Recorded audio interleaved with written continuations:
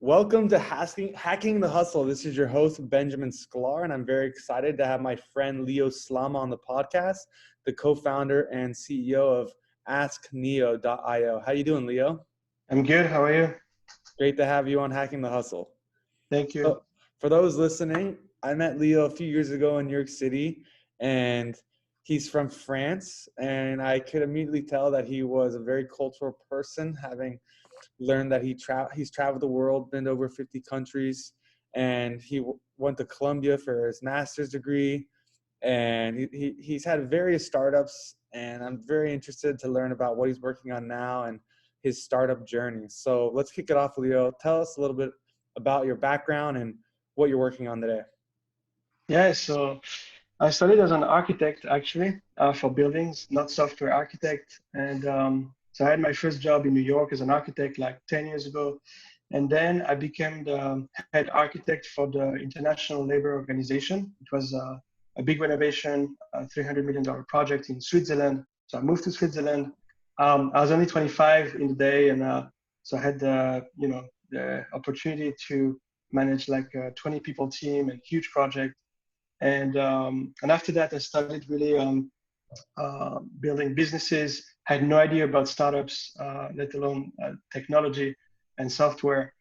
And then I moved back to the US 6 years ago. Went to Columbia University, and then I really dived into tech startups, and that's really when I started to get into this world. And so to your second question, I'm working on a company called Neo. Um, it's that's the logo. AskNeo.io. Basically, in a nutshell, we're helping small businesses, specifically e-commerce businesses, unify sales, marketing, and customer success all through texting, through SMS. And so, our vision is really about authenticity. There is so much bullshit, so much spam everywhere by email, by LinkedIn messages. Customer service was horrible last year with COVID. So that's when we started Neo last year. And the idea is to go back to something more calm, more simple. What does authenticity mean for those small and medium businesses? It's personalization. It's human to human. So that's why we chose to focus on texting, SMS and MMS, to really help those small and medium businesses compete with larger brands by just being themselves. Fascinating. Tell us about what issues, problems are you facing right now as the founder? That's a great question. So I would say every 2-3 months you're facing a new set of issues. If not, you're not growing or you're not going anywhere. So right now we are starting marketing campaigns. We're not doing any ads or anything like that. We're just growing organically. So we've been growing through referrals exclusively in the past 6 months. We got to the top of Product Hunt last September. That was huge. That brought us like a lot of signups, a lot more than we could deal with, which is a good problem to have. But we learned a lot in the past few months. And so now we're starting to write our own articles, and also we want to be published and featured in more and more blogs and publications that are relevant to e-commerce or marketing or sales or innovative technology when it comes to martech. So we have a whole methodology that we started, and that's a new chapter that we do now, basically. I've never heard the word martech. Is that marketing? Martech. Yeah, there's martech, there's sales tech. Martech is like marketing tech. Yeah, we're between, like, I would say martech, sales tech, and e-commerce. We don't do e-commerce ourselves, but the majority of our customers do e-commerce. So e-commerce technology. And there's something I call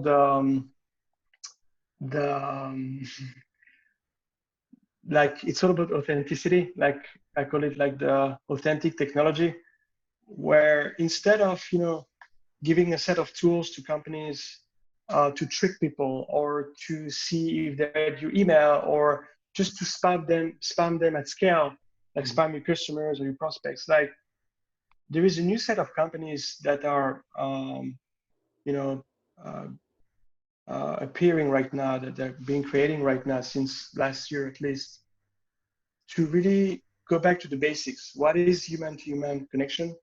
How can you be hyper relevant as a company to your customers and prospects? And how can you retain customers and repeat customers where, you know, you being customer centric, where they're really, really happy and they really, really want to come back. They really want to receive your messages. When they receive a message from your company, they're really happy. Is that possible? And to me, the answer is yes. We proved it with Neo. Um, and it seems like people are always trying to, to have a funnel or to trick people or to, it's, I don't think it's working. I think it's too noisy right now. So that's the essence behind Neo. Hmm. I want to go back to your personal story. I remember meeting you a few years ago, and you were working on a different startup, and then a few years later, you pivoted, and then you've pivoted again. So I feel like you have a lot of experience in pivoting.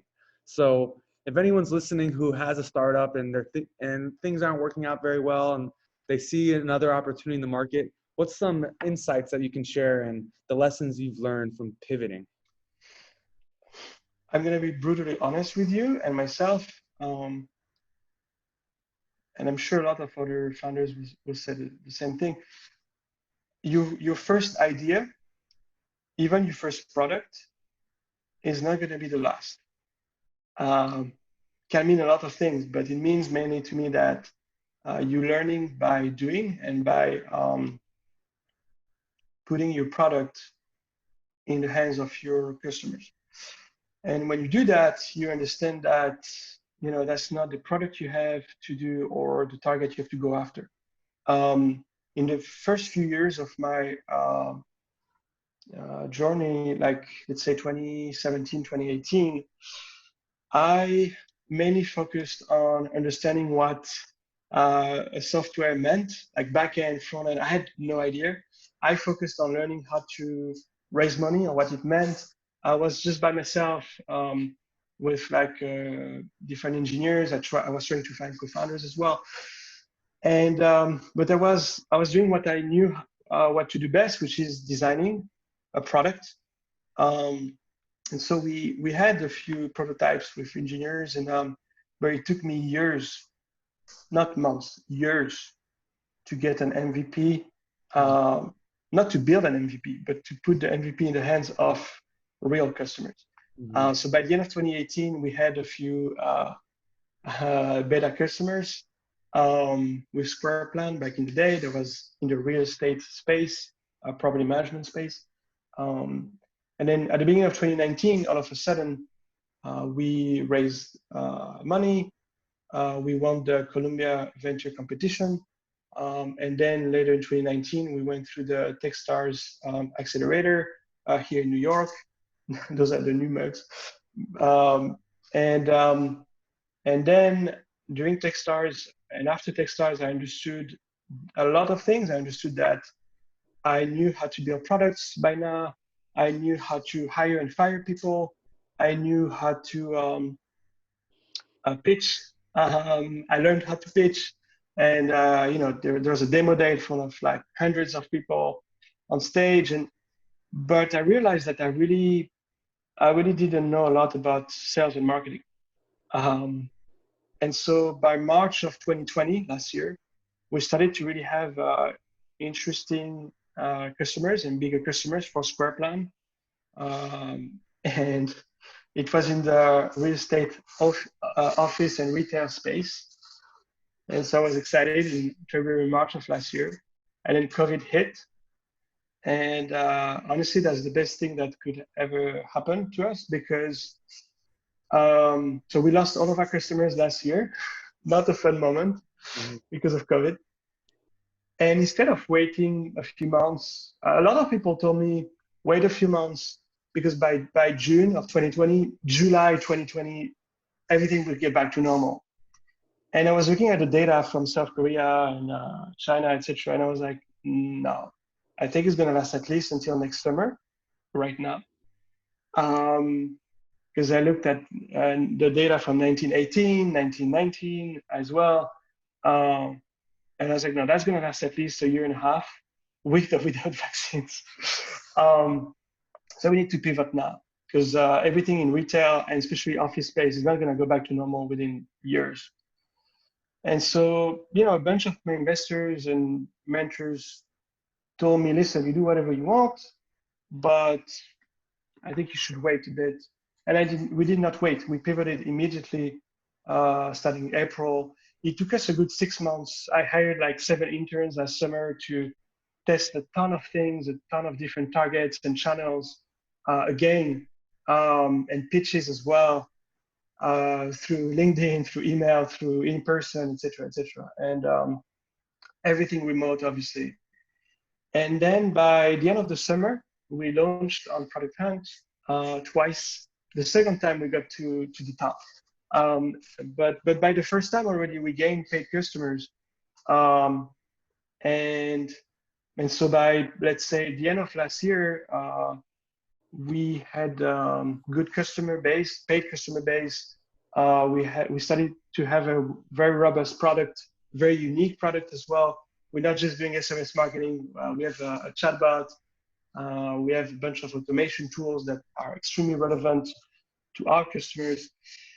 And so those are the. This is the biggest pivot I ever did.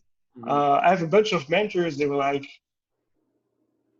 they were very surprised. I think they were very happy of the new website, the new product, the new page, etc.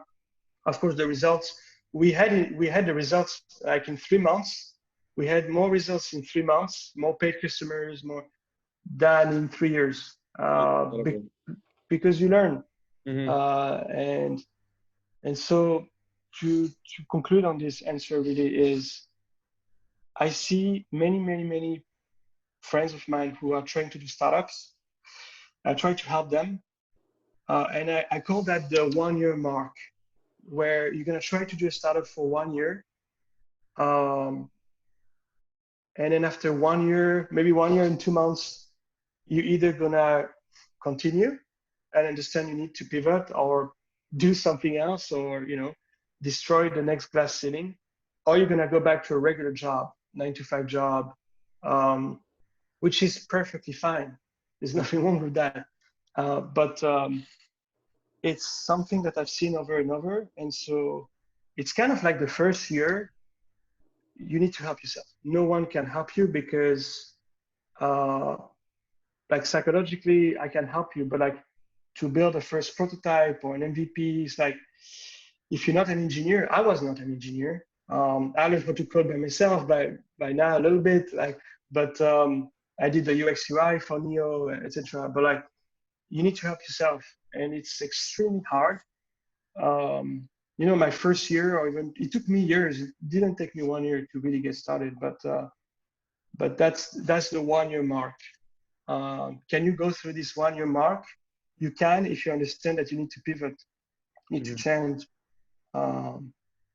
and yeah, that's Yeah, basically. I like how you said that your first product isn't what you think it's going to be. I learned that with my own startup, Forage.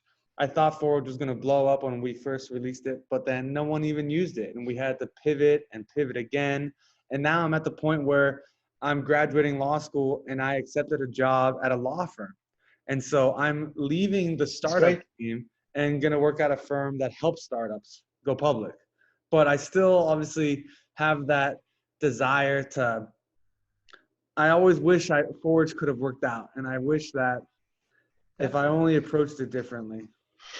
I And wish Scorpion would have worked out. I wish yeah, Zapier would have worked out. I wish um, uh, all the stuff yeah, I did before. But let me tell you something. I commend you on that because you know a mistake you didn't do though. I was very impressed by that.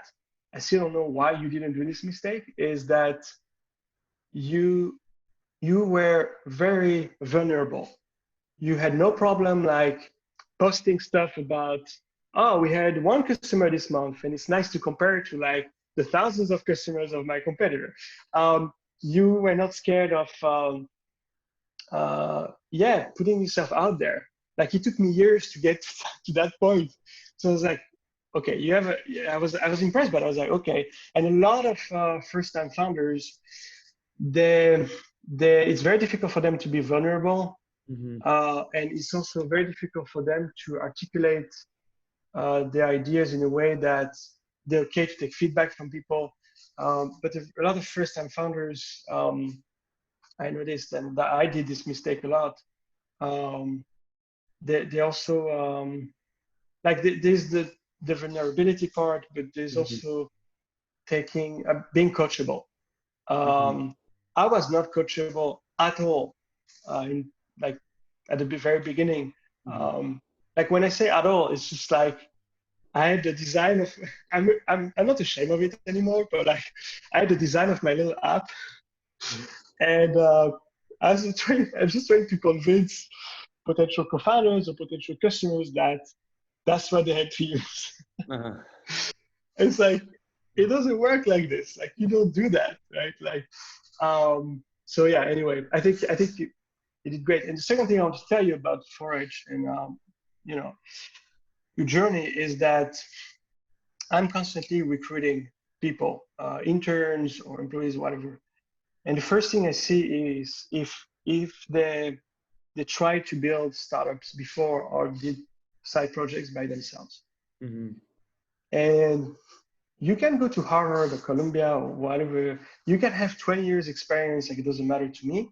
At our stage, we pre-series A, um, if you can show like one or two entrepreneurial experiences by yourself or with founders, um, I mean, you get to the top of the list, Mm-hmm. basically. So whatever you do in the future, whether you go the road, like Mm-hmm. the 9 to 9 p.m. route because lawyer is not 9 to 5, especially in Yeah. New York, or you decide to go back to more entrepreneurial stuff later. You have a huge advantage on a ton of people. Mm-hmm. Can, I really appreciate the point about being vulnerable. I've admired people who are very vulnerable. I was shocked by how guys like Gary Vee and Tony Robbins and Grant Cardone and Lewis House and all these people who are very active on social media would show their inner workings of their lives, and I was inspired by that. And recently, listening to Tony Robbins, he was talking about his mentor, a guy named Jim Rohn, and I highly recommend watching Jim Rohn videos on YouTube because it's extremely motivational in the sense that success is something that you attract by developing yourself, by personal development. It's not something that you can get, it's something that you attract. So, and the only way you attract it, here's the quote, I have it written down on my, it says, success is something you attract by the person you become. So the only way you'll become successful is by becoming the person that attracts the type of success that you're seeking. So I'm really focused right now in my life on becoming the type of person that can attract certain things. So before we wrap up, Leo, I'm curious, why are you doing what you're doing? What is the reason behind building your startup? You have a master's from Columbia. I'm sure you could get a job. Why are you banging your head against the wall and trying to build a startup from scratch? because I couldn't deal with having a boss. That's the honest reason. Mm-hmm. When I work in New York, I loved my work in New York as an architect, but I was like, I can do my own projects. And then when I was the head architect in Switzerland for the UN, um, I loved the job, but then I was like, okay, I'm ready to do my own projects. And that's the honest reason that most founders won't tell you, but that's actually the truth. Then the second reason is that I really want to have an impact, a large impact on the world. That's why I switched from architecture to tech, because architecture is like one building at a time. Um, and I love architecture still. It's just tech is like you can we through Neo we touched like already hundreds of thousands of people who receive text through Neo or who respond to text from Neo. And so even, if it's just the beginning of the company, like we already touched like many more people than what I did in my time in architecture. Mm-hmm. So that's the second reason. I would say the third reason is that I want to have a positive impact on the world. That's also why we pivoted from SquarePlan to Neo. I love real estate, but honestly, our app was trying to improve property management, and property managers are not necessarily interested in knowing that there are more problems in the building. So the interests were not aligned between our clients, the people who were paying for our service, and the end user, who were the tenants. And so in this iteration in Neo now, we make sure that the interests are aligned between our clients, the e-commerce companies, for example, and their users who want to purchase the products, etc. And the interests are aligned. It's working well. But that's also the third reason I wanted to talk to you about, which is having a positive impact on the world, like helping those small businesses get more ROI, triple their revenues, simplify their day, and helping those end users, those buyers, get the information they need faster through and more personally through SMS. Mm-hmm. That's the third reason. What's some advice that you have for founders or wannabe aspiring founders before they even start? Start. Because before they even start, there's nothing. And just start. I would say be vulnerable as soon as possible. Put the MVP in the hands of proper customers as soon as possible. And also your startup is not your baby. People keep saying it's my baby, it's your baby. It's not your baby. Okay? Your startup will become successful. That's what I see in my mentors. If you accept that you don't know everything, your initial idea or product is not the last one, as I said, and that you don't build a company alone. Mm-hmm. That also I learned. Whether you have a co-founder or not, like you don't build a company alone. Mm-hmm. You need people, you need customers, you need employees or co-founders, you need investors, you need mentors, you need psychologically, you need someone, I don't know, a brother of yours to stoke once in a while. And the last thing I would say is that the way I found my first customers or investors, I didn't look for them.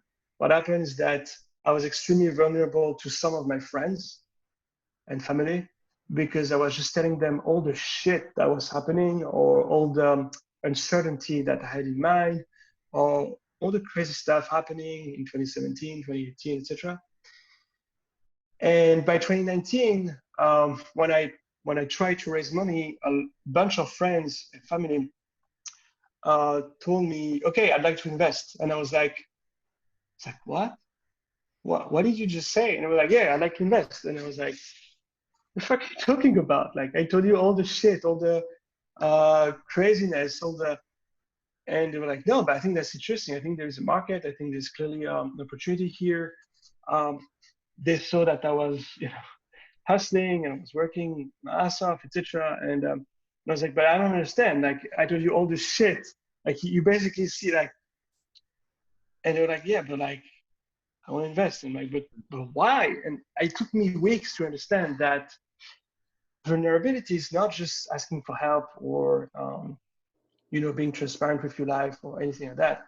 Is that it's about trust. They were trusting me as a person because I was transparent with them, and I was very shocked by that. And so that's when 2019 I started to be more and more transparent with everyone, my employees, everyone, honestly, like on social media as well. Like not just talking about the great stuff happening or the achievements, and yes, they are here, but also the suffering or the step backs, you know, that happen once in a while. I think that's also important. I like that a lot, and that translates to personal life as well. I was recently married to my wife Barry, and the reason I think that Mazel we're tov. able to continue being married is because of the transparency. I tell her all of my problems, my flaws, my faults, my real thoughts, things that I shouldn't tell her.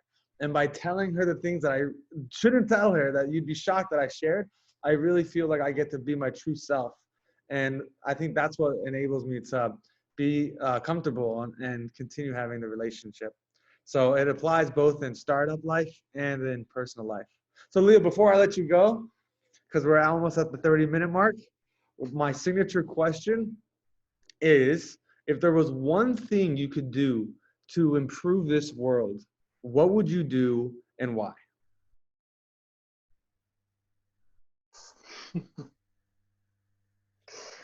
Um, One thing that I would do to improve this world.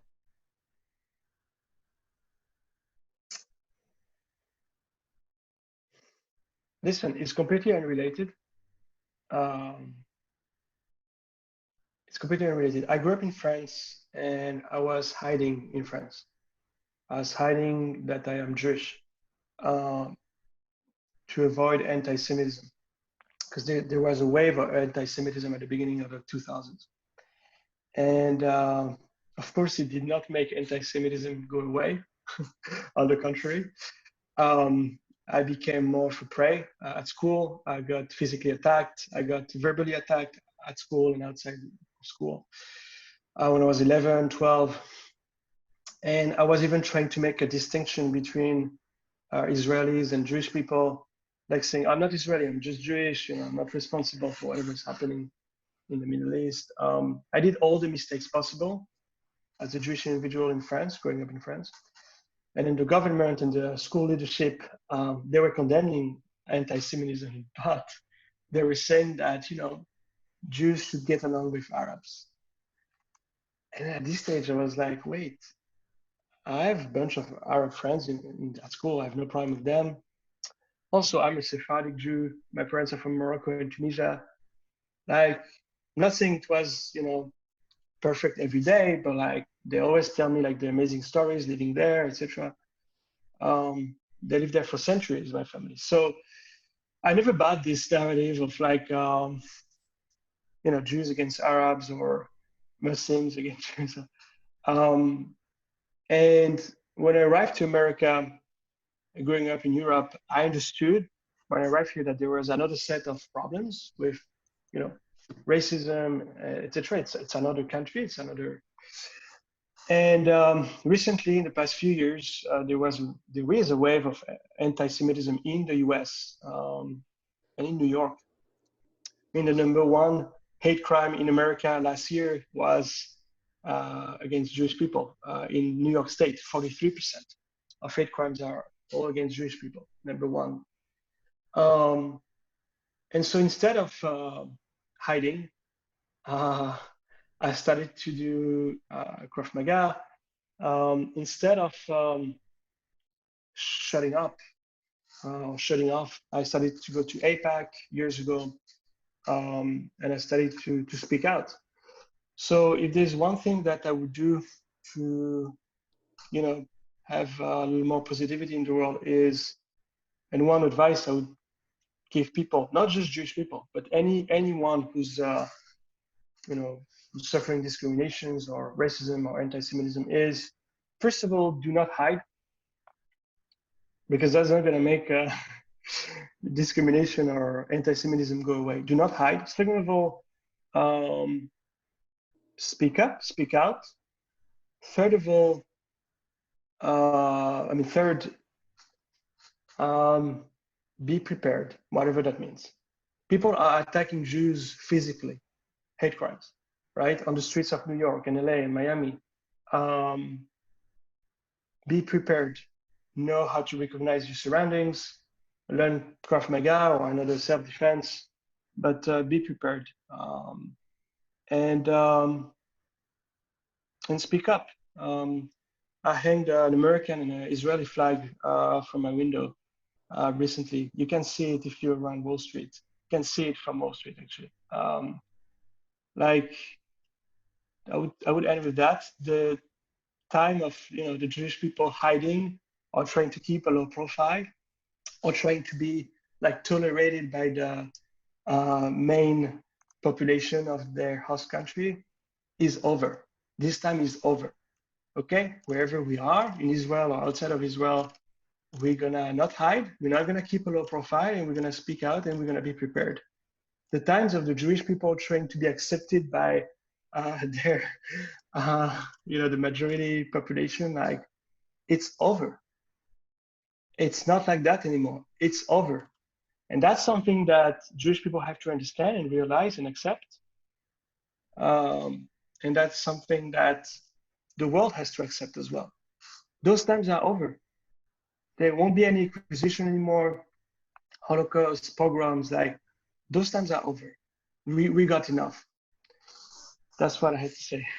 Powerful, interesting. I have my own personal opinions about it, and I want to share them. And I want to start a podcast called Solving the Conflict, where I interview the far left, the far right, so that the listeners can understand and empathize with the other side's opinions and viewpoints, so we can better educate ourselves on what the other side is arguing and what their viewpoints are, so that we can be better prepared and hopefully get closer to solving the conflict. I don't know if there'll ever be a solution, but I'm personally passionate about it, and I'm curious to hear your thoughts. What do you think about if I started a podcast called Solving the Conflict?